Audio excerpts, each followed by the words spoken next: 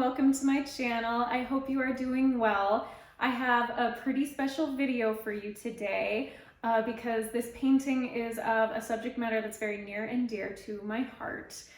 Several years ago, I used to dog sit for some friends, and they had two wonderful dogs, Dexter and Maddie. And sadly, Dexter passed away pretty recently. And he was such a sweet and wonderful boy. We all really miss him. As a way to honor his memory and just recognize what a wonderful dog he was, I decided to do a watercolor painting of him. So that's what today's video is. And actually, I'm super thankful after many years, just because of life circumstances, not being able to dog sit, I am now back and dog sitting Dexter's younger sister, Maddie, which is just really, really cool to be able to put out this video while I'm spending the week with her. So I will talk a little bit about some of the art process and the techniques I used for this painting, but for the most part, it's just gonna be time-lapse with some background music so you can enjoy watching the painting come to life. So without any further ado, I'm gonna go ahead and jump right in. So you can see that I started out with a sketch and dark enough so that I could see the pencil lines even with the first initial layers, very light layers of paint. And then eventually all those pencil lines get covered up because the paint I keep layering gets darker and darker. I'm starting out with a fairly large mop brush, oval mop brush, and I was just putting wet washes of paint on there. And then starting to go in with my size 6 round brush, and then to kind of get a little more detailed. And then for the most fine details, I used a slant-tipped flat brush, or slanted flat brush, really. So it comes to a fine point at the highest part of the angle. And you can see that's what I'm using to fill in the eye, working very carefully to maintain the highlights in the eye and then build up the shadows all around it.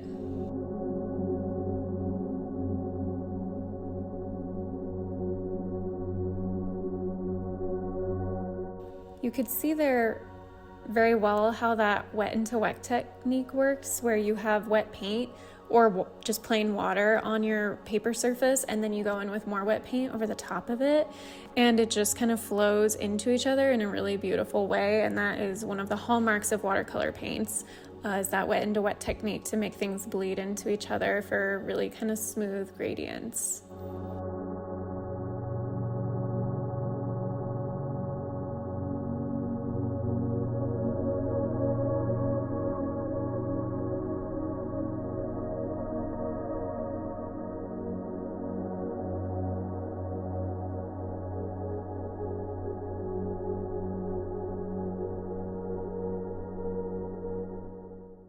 You can tell I started off with kind of just those light washes on kind of the majority of Dexter and kind of his neck and head.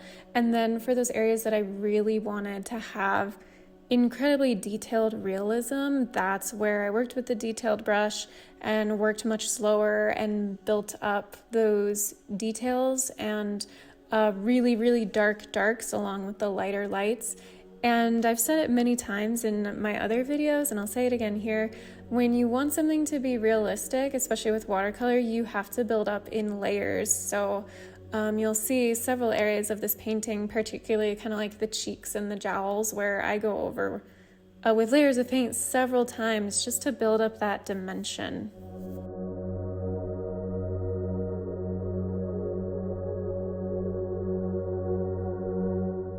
And here you can see I do this quite a few times throughout this painting, that wet into wet, to give a sense of texture just a little bit. So there's just the plain water over the top of the completely dry layers of paint underneath. But then when I put the water over the top and then add paint to that water, it just spreads really nicely. And you can see how doing that several times just builds up kind of the opacity of the paint and makes it look more like a solid form.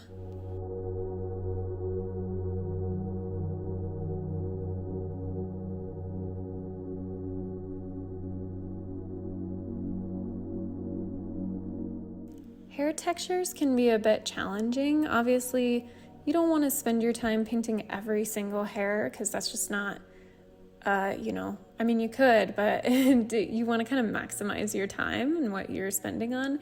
So having areas that have that hyper-realism where there are more like painting some individual hairs, and then others that are maybe a little more loose and flowy, kind of just help our brains are really good at filling in kind of suggested details. So it's easy for our brains to fill in the spaces and realize like you don't have to see every single fur hair in the fur to get the sense that it's a fur-like texture.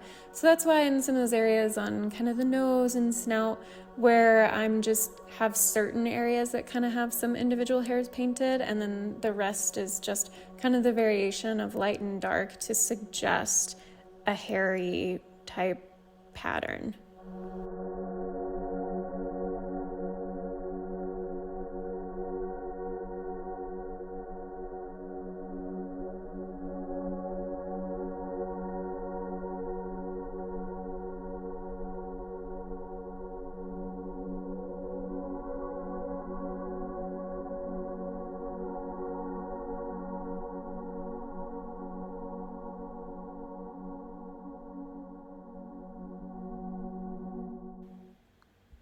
And the ear here that I'm working on, the dog's Dexter's left ear, but for us it's on the right side.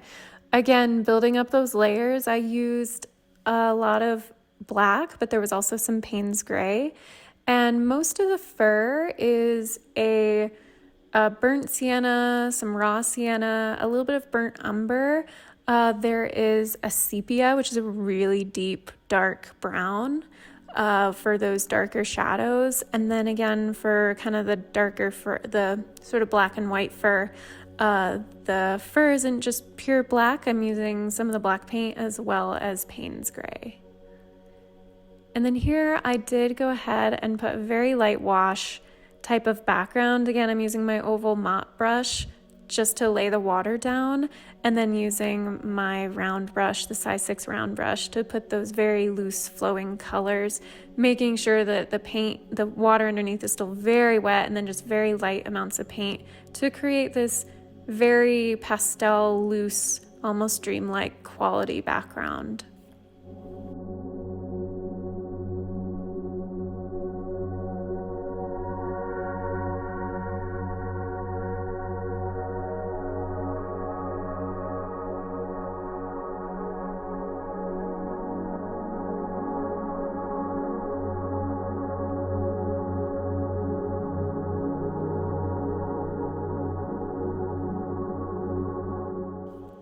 Always after you get further in a painting, you'll notice certain areas that maybe need a little reworking, like I kind of did with that eye a little bit, realizing that kind of needed to just darken it a little bit and refine where the highlights were. And that's just kind of what you do as you go. The more you start filling in and building up, you'll notice certain areas that are too light or not dark enough, or maybe even too dark and you need to lighten them up a bit. I know I've done that before and had to lift some of the paint out. So yeah, that's just kind of what you do once you work it all up.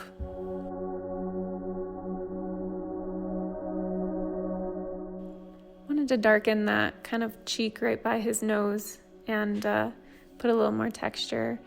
And then here is where some of those fine details, some of the little hairs, I'm doing that on his neck and as well as on kind of the snout. And I did use white gouache paint here on that eyebrow on the left that got a little too filled in, and then also adding those little fine hairs on his muzzle and realizing, okay, I need to go still slightly darker on a few parts, and then adding some little fine black hairs, and then going back with the white gouache paint eventually and filling in those little white hairs.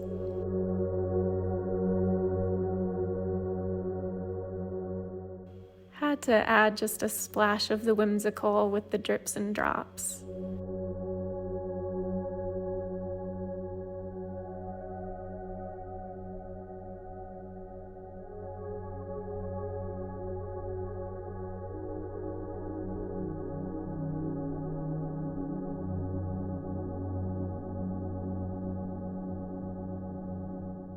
Okay, after adding some of those last refining details, I put a signature on, and then there's the final piece.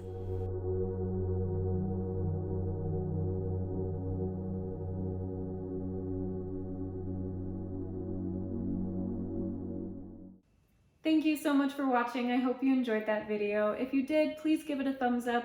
Go ahead and subscribe to my channel. I would greatly appreciate it.